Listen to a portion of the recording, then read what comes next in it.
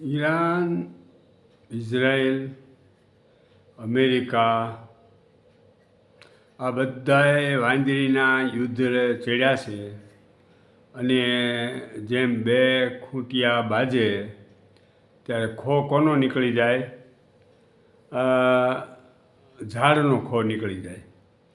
એ દશા એવી થઈ છે. હવે બીજું બધું તો ઠીક છે, પણ કમસે કમ નરેન્દ્રભાઈ મોદીએ હમણાં હજી અઠવાડિયા પહેલાં જ ઓલા ઇઝરાયલવાળા જઈને બથાડા ભરી આવ્યા, પ્રેમ કરી આવ્યા, જૂની યાદો, અને ઇઝરાયલે ઘણી મદદ કરી હતી. બધી વાત સાચી છે. ઓલો ટ્રમ્પ તો છે ને હાવ જેને કહેવાય ને લખોડી વાંદરીની જેમ દારૂ પાયો અને ઠેકાઠેક કરે ને એવી દિશા એની થઈ છે. પણ અને એણે 25 વાર એમ કીધું કે પાકિસ્તાન ને હિન્દુસ્તાનનું યુદ્ધ મેં અટકાવી દીધું. ભાઈ સારું કર્યું, અટકાવી દીધું, કાંઈ ફાયદો છે, નુકસાન નથી કર્યું. પણ નરેન્દ્રભાઈ કેમ એક પણ વખત નિવેદન નથી કરતા કે ભાઈ આવા યુદ્ધ બંધ કરો, અને જે ગેસ કે પેટ્રોલ ડીઝલ કે જે આયાત થાય છે એના રસ્તાઓ છે એ બંધ ન થવા જોઈએ. આજે આ દેશની દશા બેહારી દીધી. એમાં ખાસ કરીને આ મોરબી જેવા મોટા ઇન્ડસ્ટ્રીઝને સરકારે પરાણે ઓલા કોલસા કાઢીને ગેસ ગળે વળગાડ્યો હતો, અને એ તે અત્યારે કેવી બધા ફેક્ટરીઓ બંધ થઈ ગઈ, બધા મજૂરો બિચારા બેકાર બની ગયા, કારખાનાવાળાને લાખો રૂપિયાનું વ્યાજ ચડતું હોય અને કાંઈ બોલવાનું નથી. અરે હું નમાલીના છો સાલાઓ, કાંઈ બોલતા જ નથી કોઈ રાજકારણી બોલતા, નથી કોઈ આગેવાન બોલતા. આ દેશમાં હાવ નમાલીની પ્રજા છે, હાવ નમાલીની.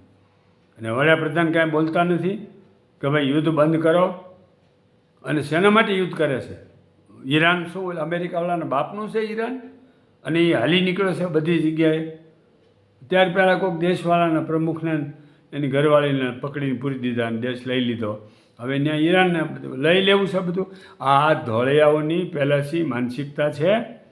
એટલે ઇઝરાયલ હોય કે અમેરિકા હોય, બધાની માનસિકતા બધું પડાવી લેવું છે. અરે ભાઈ, તમારા બાપના દેશ નથી, સાની માનીના રહ્યો. અને આ 56 મુસ્લિમ દેશો છે ને એ બધા નમાલીના છે, એક નંબરના નમાલીના. નહીંતર કાંઈ આવી રીતે એણે બધાએ મળીને કહેવું જોઈએ કે ભાઈ તમે તમારા દેશ સંભાળો ને, પોતપોતાના દેશ સંભાળો. શું કામ તમે લાગી પડ્યા છો જ્યાં હોય ને યુદ્ધ કરવાનું? અને એના કારણે એ ભલે યુદ્ધ કરે, જે કરવું હોય કરે, પણ એના કારણે આપણને મળતો ગેસ ડીઝલ પેટ્રોલમાં આપણને કેટલો ધક્કો પડે છે, કેટલી તકલીફ થાય છે. અને કાંઈ એક પણ વખત નિવેદન નથી દેવાનું. નરેન્દ્રભાઈ, આ વિડીયો એને પણ હું મોકલું છું કે ભાઈ તમે સારા માણસ છો, રાષ્ટ્ર માટે સારી વ્યક્તિ છો. હું તમારી સાથે ત્યાં દિલ્હીમાં 7/10/2001 પહેલાં આપણે એક રૂમમાં દિલીપભાઈ સંઘાણીના મકાનમાં સાથે રહેલા છીએ. હું વચ્ચે દિલ્હી પણ ત્યાં ઓફિસે પણ આવ્યો હતો, પણ ત્યારે એ કંઈક આઉટ ઓફ ઇન્ડિયા હતા, મળ્યા નહોતા. અને કાંઈ બોલવાનું જ નથી. બસ ગેસ નથી મળતો, ફૂસડું નથી થતું, ધીકણું નથી થતું. હવે બધા કારખાના બંધ થઈ રહ્યા છે. આ જ રટાણ કરવાનું છે ને પબ્લિકે આ જ રટાણ સાંભળવાનું છે. એનો ઉપાય નથી કરવાનો. ઉપાય સૂચતો નથી. કોઈ નિવેદન નહીં, એક પણ નિવેદન નહીં કે ભાઈ હવે આ તમે યુદ્ધ બંધ કરો, મહેરબાની કરીને યુદ્ધ બંધ કરો. અને ઇઝરાયલ અને આપણા આટલા સારા બથાડા ભરવાના સંબંધો છે, તો તમે એને કેમ નથી કહેતા કે બંધ કરો?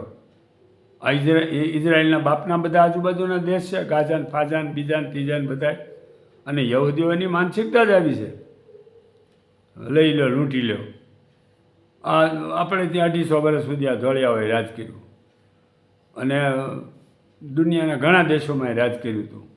અને આ દેશમાં બધા ખૂટલ અને હરામી લોકો અંગ્રેજોની સાથે ભળીને 250 વર્ષ સુધી રાજ કરવા દીધું. ગદ્દારો જે હતા ને બધા, રાજાઓ હોય કે પ્રજા હોય કે બધા સૈનિકો હોય, એના સૈનિકો બધી કામ કર્યું. એ જાતની આપણી અહીંની પ્રજા છે, સાવ સાલાવ નમાલી નાવ, કાંઈ બોલતા નથી ને કાંઈ કહેતા નથી. સત્વરે યુદ્ધ બંધ કરવા માટે નરેન્દ્રભાઈ એને વિનંતી કરે અને જાહેર નિવેદન આપે. અને કાંઈ કોઈ એક એના આ દેશમાં 140 કરોડ આ જ સાલા ફટ હાલી નીકળ્યા છે. 140 દેશ આની કરતાં તો ઘેટા હારા હોય, ઘેટા.